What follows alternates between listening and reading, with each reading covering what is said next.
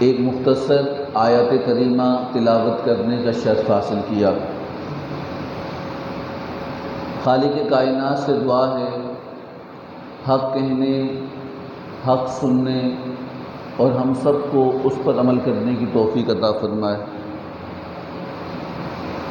ذی الحج کا ماہ مقدس اختتام کی طرف رواں دواں ہے اور اسلامی کیلنڈر کا سال کا پہلا مہینہ محرم الحرام میں ہم داخل ہونے والے ہیں۔ محرم الحرام کی بے شمار فضیلتیں احادیث مبارکہ میں اللہ کے محبوب صلی اللہ علیہ وسلم نے ارشاد فرمائی ہیں، اور کربلا کا معرکہ حق اور باطل کی وہ جو جنگ تھی وہ قیامت تک کے لیے مسلمانوں کے لیے ایک رہنمائی کا ذریعہ بھی ہے اور ایمان کی حرارت کو تقویت دینے کا ذریعہ بھی ہے۔ محرم کی یکم تاریخ امیر المومنین خلیفۃ المسلمین مراد رسول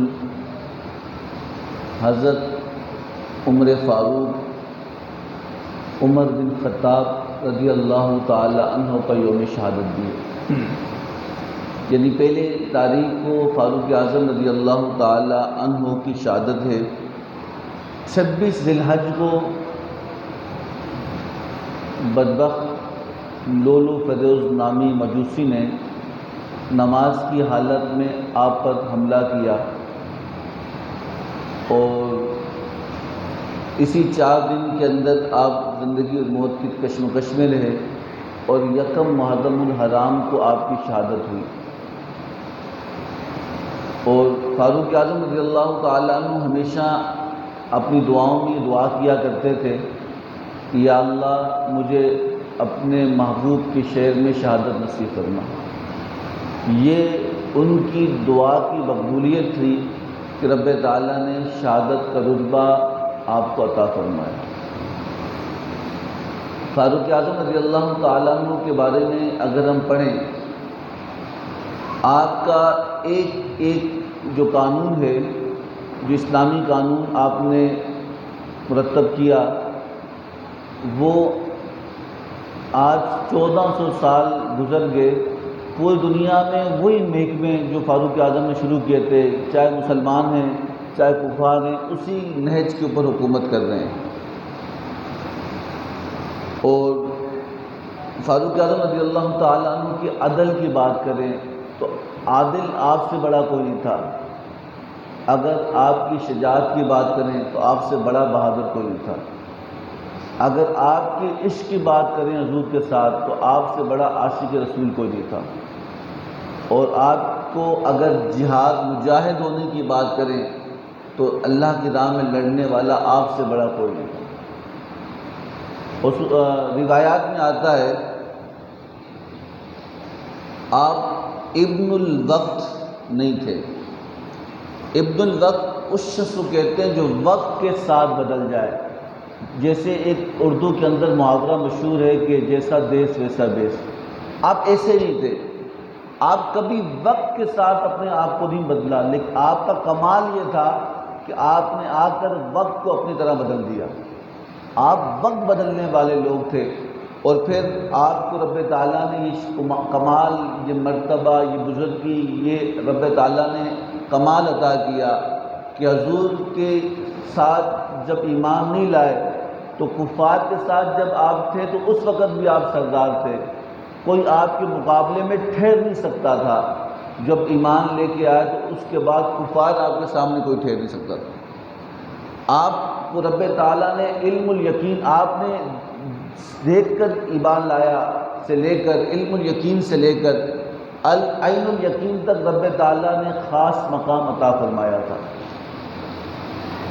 اور اللہ کے نبی صلی اللہ علیہ وسلم کی حدیث مبارکہ کا مفہوم ہے کہ اللہ کے نبی صلی اللہ علیہ وسلم نے فرمایا کہ میں نے خواب دیکھا، میرے سامنے کئی لوگ دکھائے گئے، کئی صحابہ کرام دکھائے گئے۔ آپ فرماتے کہ میں نے دیکھا کہ سب نے قمیص جبہ پہنا ہے، اور کسی کا جبہ ناف تک تھا، کسی کا گھٹنے تک تھا، کسی کا ٹانگوں تک تھا۔ تو آپ فرماتے کہ میں نے عمر فاروق کو خواب میں دیکھا تو آپ کا جبہ پاؤں تک تھا، اتنا طویل جبہ قمیص پہنی ہوئی تھی۔ صحابہ کرام رضوان نے اللہ کے نبی صلی اللہ علیہ وسلم سے پوچھا، یا رسول اللہ صلی اللہ علیہ وسلم اس کا معنی کیا ہے؟ تو آپ نے فرمایا کہ رب تعالیٰ، یہ دین تھا، رب تعالیٰ کس کو کتنا عطا کرے گا، کوئی گھٹنوں تک ہوگا، کوئی ٹانگوں تک ہوگا، کوئی پیٹ تک ہوگا، جس کے اندر جتنی صلاحیت ہوگی اسے اتنا رب دین عطا فرمائے گا۔ تو فاروق اعظم سر سے لے کے پاؤں تک دین کے اندر ہوں گے۔ یہ حضور کی حدیث مبارکہ کا مفہوم ہے۔ اور پھر ایک اور روایت میں آتا ہے کہ اگر رب تعالیٰ جبریل امین کو حکم دے کہ فاروق اعظم رضی اللہ تعالیٰ عنہ کی فضائل بیان کریں، اور وہ فضائل بیان کرتے رہیں اور یہاں تک کہ 9 صدیاں گزر جائیں، یعنی 950 سال گزر جائیں، لیکن فاروق اعظم کی تاریخ ختم نہیں ہوگی۔ جب غلاموں کے اتنی بڑی شان اللہ نے رکھی تو پھر آقا کا شان کتنی بلند ہوگی۔ اور پھر ایک اور مقام پر روایت میں آتا ہے کہ رب تعالیٰ نے سارے نبیوں میں سب سے بڑا مرتبہ اپنے نبی کو عطا فرمایا، ہمارے محبوب مکرم نور مجسم صلی اللہ تعالی علیہ وسلم کو عطا فرمایا۔ اور نبی کے ساتھیوں حواریوں میں جتنے نبی 1,24,000 انبیاء علیہ السلام آئے، ان کے ساتھیوں کا مرتبہ بھی بہت بلند ہے۔ کہا کہ ان کے ساتھیوں میں رب تعالیٰ نے جو سب سے بڑا مرتبہ رکھا فاروق اعظم کا رکھا ہے۔ اور پھر آپ جب ایمان لائے کہ آپ اس وقت 39 مسلمان ایمان لا چکے تھے، اور 40ویں آپ تھے کہ جنہوں نے ایمان کی دولت کو کیا کیا، قبول کیا۔ حضور کے بارے میں آپ کی غیرت دیکھنے کے قابل تھی۔ اور پھر آپ رب تعالیٰ نے یہ مقام عطا کیا کہ شاہ ولی اللہ محدث دہلوی علیہ رحمہ فرماتے ہیں کہ اللہ رب العزت نے 17 مقامات قرآن پاک پر ایسے ہیں جو رب تعالیٰ نے قرآن کی آیتیں اس وقت نازل کی تو عمر فاروق رضی اللہ تعالیٰ عنہ فرماتے کہ یا رسول اللہ ایسا ہونا چاہیے، آپ جیسا بولتے رب تعالیٰ ویسا حکم نازل فرما دیتا۔ قرآن پاک میں 17 مقامات ایسے ہیں جو رب تعالیٰ نے جو حکم نازل کیے وہ رائے فاروق اعظم رضی اللہ تعالیٰ عنہ کی تھی۔ اور پھر آپ کی خلافت، آپ کی حکومت، اتنی اسلام کو وسعت رب تعالیٰ نے، فتوحات اللہ نے عطا فرمائی آپ کی دور خلافت کے اندر۔ ایک روایت میں آتا ہے کہ آپ نے 25,52,000 مربع میل پر اسلامی سلطنت کو پھیلا دیا۔ آپ بہت بڑے اسلامی سلطنت کے حکمران تھے کہ آپ 22,52,000 مربع میل کے کو اسلام کی دولت سے منور فرمایا۔ اور پھر روایت میں آتا ہے کہ اللہ رب العزت نے آپ کو یہ کمال عطا کیا، آپ کی حکومت پانیوں پر بھی تھی، ہواؤں پر بھی تھی، آگ پر بھی تھی، زمین پر بھی تھی۔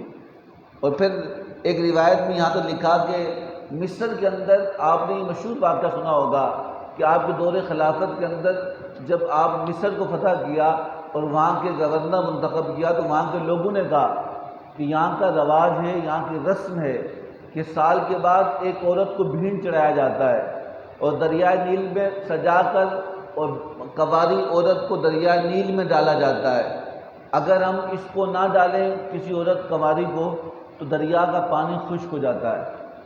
تو فاروق اعظم رضی اللہ تعالیٰ عنہ کو خط لکھا مصر کے گورنر نے، امیر المومنین اسلام تو اس بات کی اجازت نہیں دیتا، تو آپ کیا فرماتے ہیں کہ ہم بھی کسی عورت کو اس کے والدین کو تیار کریں اور کسی عورت کو دریا کے سپرد کریں، اس میں بھیڑ چڑھا دیں؟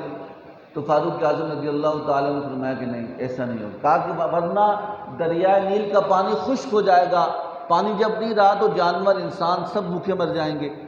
تو فاروق اعظم رضی اللہ تعالیٰ عنہ کی ایمان کی دولت دیکھیں، قوی ایمان اور حضور کے ساتھ عقیدت کا معاملہ دیکھیں۔ آپ نے فرمایا کہ ہم کیوں دیں کسی کی جان کو ایسی بغیر وجہ کے؟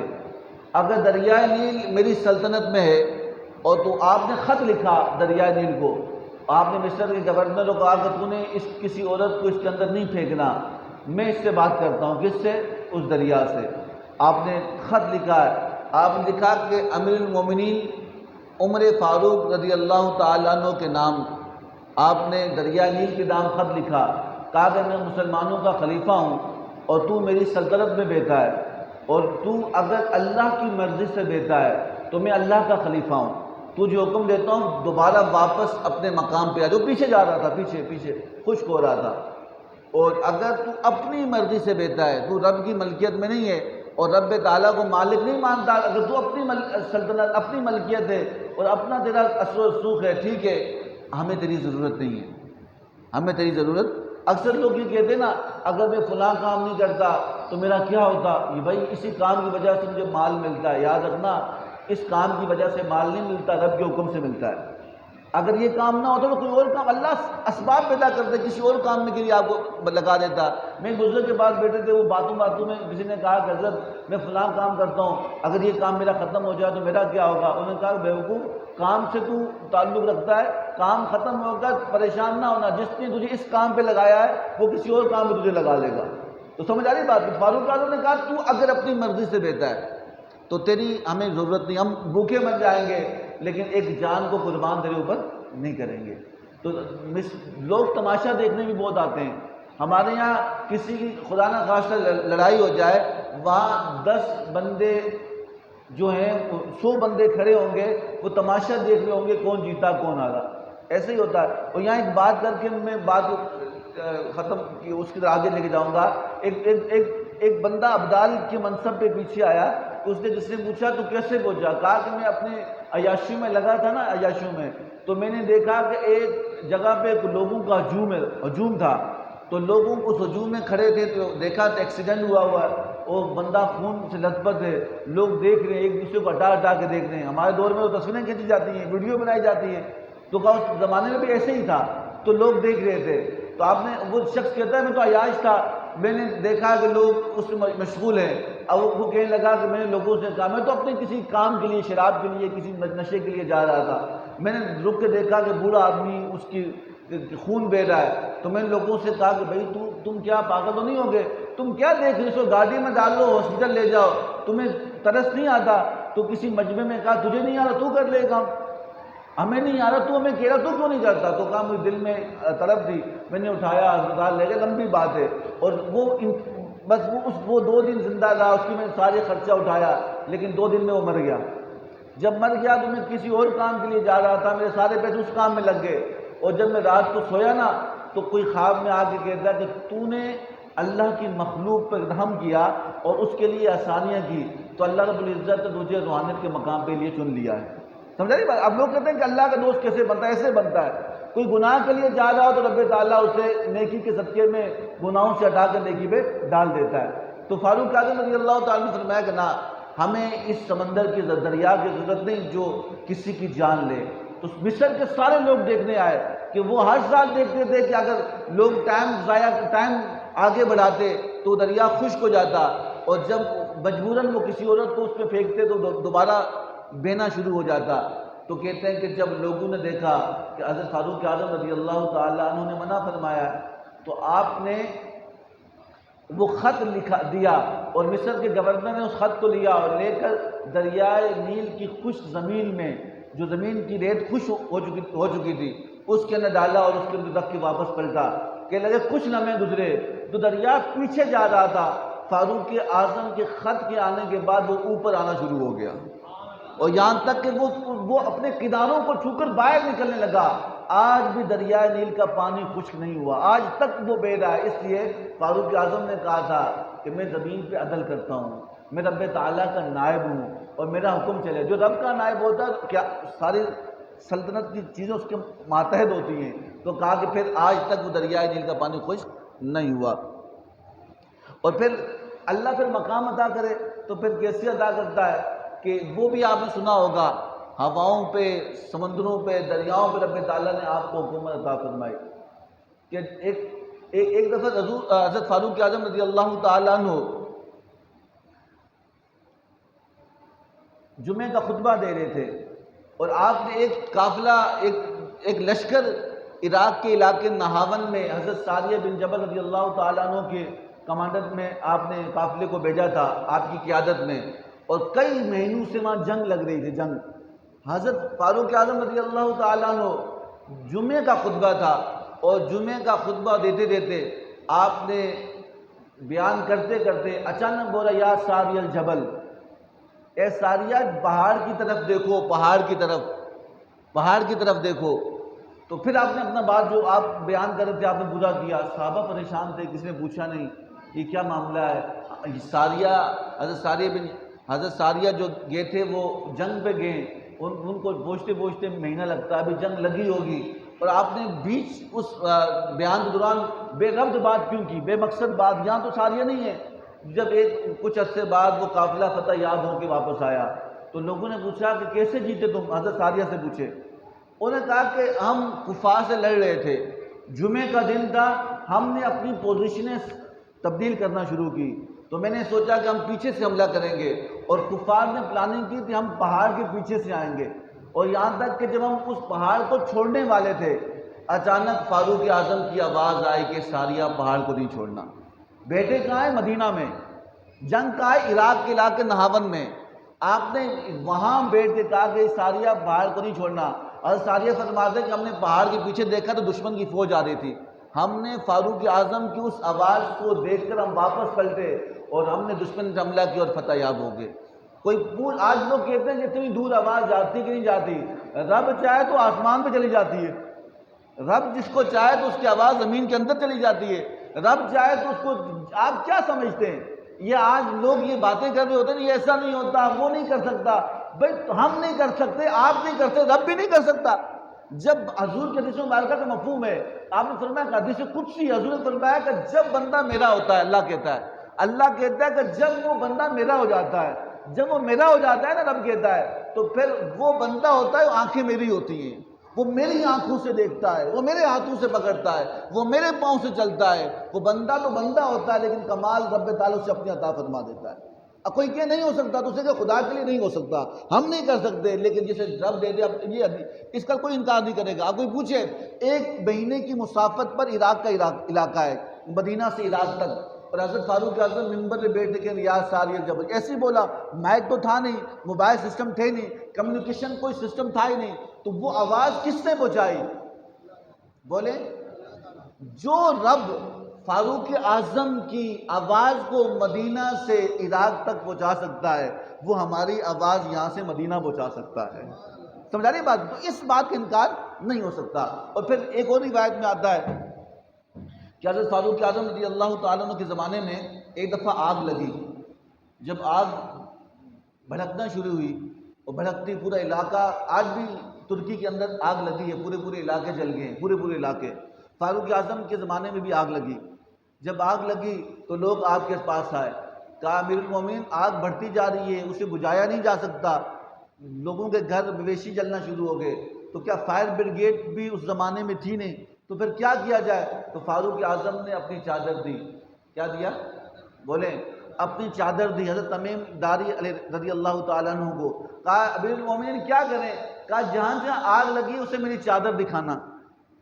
لوگوں نے کہا چادر دکھانا ہے، کیا ہوگا؟ تو کہا ایسا ہی ہوگا۔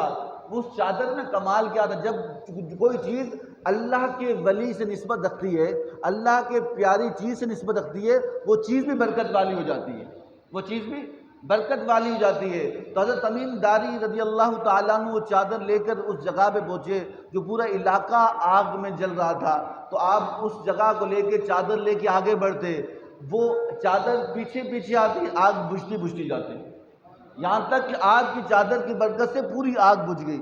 آپ پوچھیں گے کہ اس چادر کا تعلق کیا ہو سکتا ہے؟ میں بتاتا ہوں۔ حضرت عائشہ صدیقہ رضی اللہ تعالیٰ عنہ کے بارے میں آپ فرماتی ہیں، حضور صلی اللہ علیہ وسلم ایک دفعہ اپنی چادر گھر پہ چھوڑ کے چلے گئے، کیا؟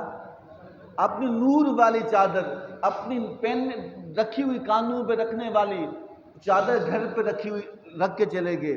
کہنے لگے کہ میرے پاس کوئی چیز سر ڈھانپنے کے لیے نہیں تھی، تو مجھے نہ ملی، میں نے حضور کی چادر کو اپنے سر پہ رکھ دیا۔ آپ فرماتے ہیں کہ جب میں نے چادر کو سر پہ رکھا تو میں دیکھتی ہوں کہ بارش ہی بارش ہے، ادھر بارش ادھر بارش، گھر کے اندر بارش، میں پریشان کیا ہو رہی ہوں۔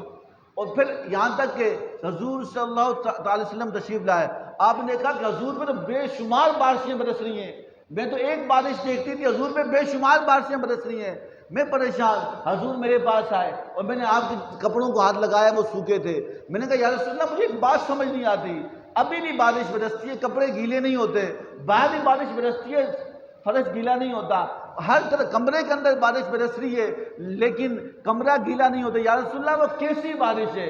حضرت نے فرمایا کہ اے عائشہ اپنے سر کو دیکھو ڈالا کیا ہے؟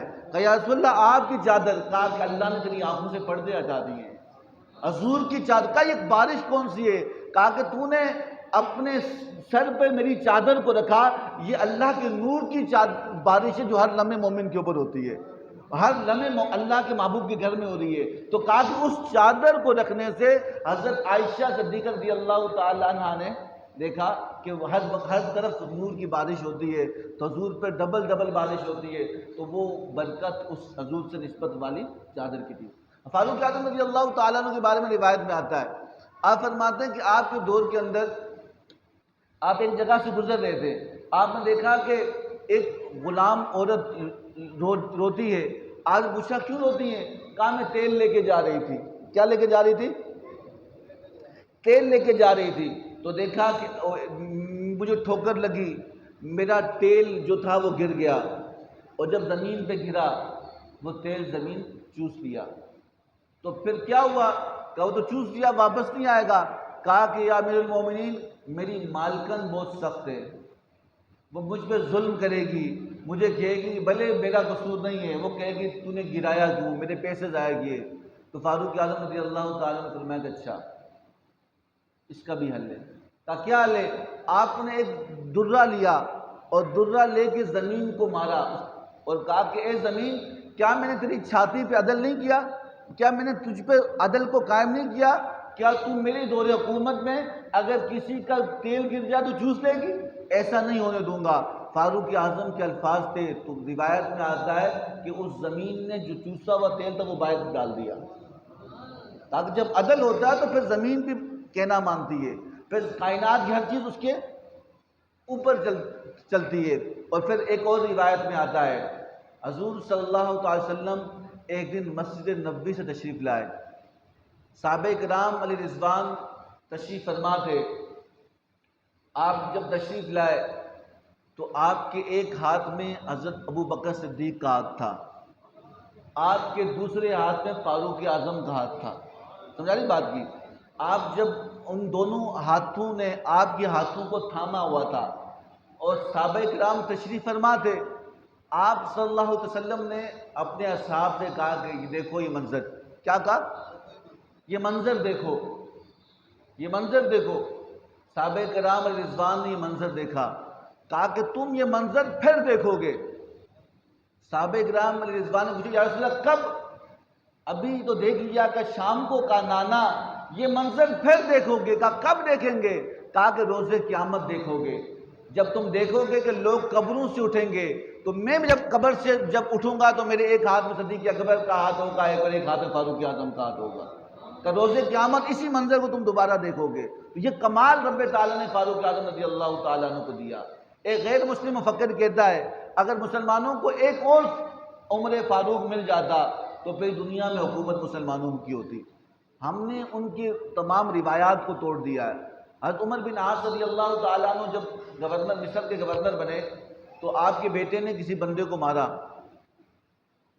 طاقت تھی، عہدہ تھا، قوت تھی، پھر غرور آ ہی جاتا ہے۔ کسی شاعر نے کہا نا خدا جب حسن دیتا ہے نزاکت آ ہی جاتی ہے، سمجھا نہیں بات؟ تو کہا اس بچہ تھا، اس نے لڑائی ہوئی تو اس نے اس بندے کو مارا، اور یہاں تک کہ 6 مہینے قید رکھا، اور جب 6 مہینے قید رکھنے کے بعد بندہ جب رہا ہوا وہ سیدھا مدینہ میں فاروق اعظم کے پاس پہنچا، کہا امیر المومنین میرے ساتھ ظلم ہوا ہے، آپ کا وہ گورنر تھا اس کے بیٹے نے مجھے مارا، کہا میں بڑے باپ کا بیٹا ہوں، میرا باپ تو گورنر ہے، تو کیا کر لے گا؟ تو فاروق اعظم کا دور حکومت تھا، فاروق اعظم نے عمر بن عاص رضی اللہ تعالیٰ عنہ کو بلایا، آپ نے فرمایا کہ تیرے بیٹے نے اس غریب کو مارا؟ کہا کیا؟ کہا کہ کیوں مارا؟ کہا کوئی لڑائی تھی۔ کہا کہ عدالت نہیں تھی؟ کہ عدالت کا نظام نہیں تھا؟ تو کیا ان سے بات نہیں ہو سکتی؟ اس نے کیوں مارا، قید کیوں کیا؟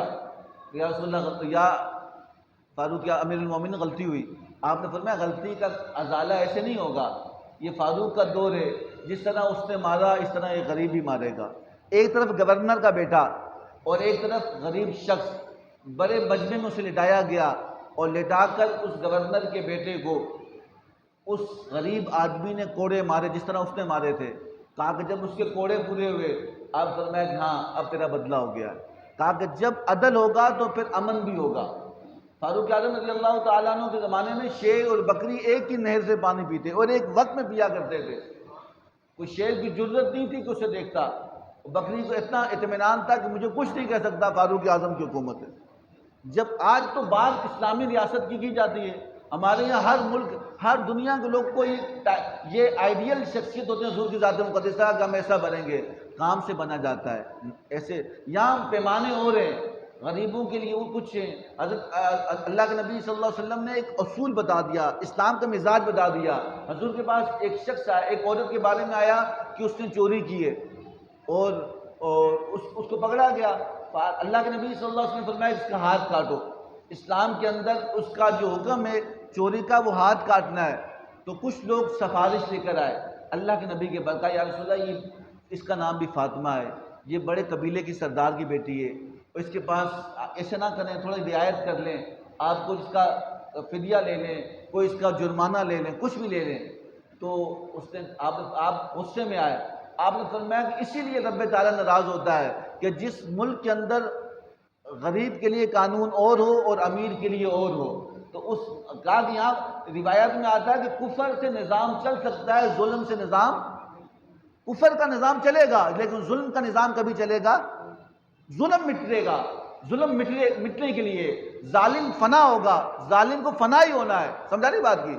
تو صوفیہ فرماتے ہیں کہ کفر کا نظام چل سکتا ہے لیکن ظلم کا نظام اللہ کے ہاں نہیں چل سکتا۔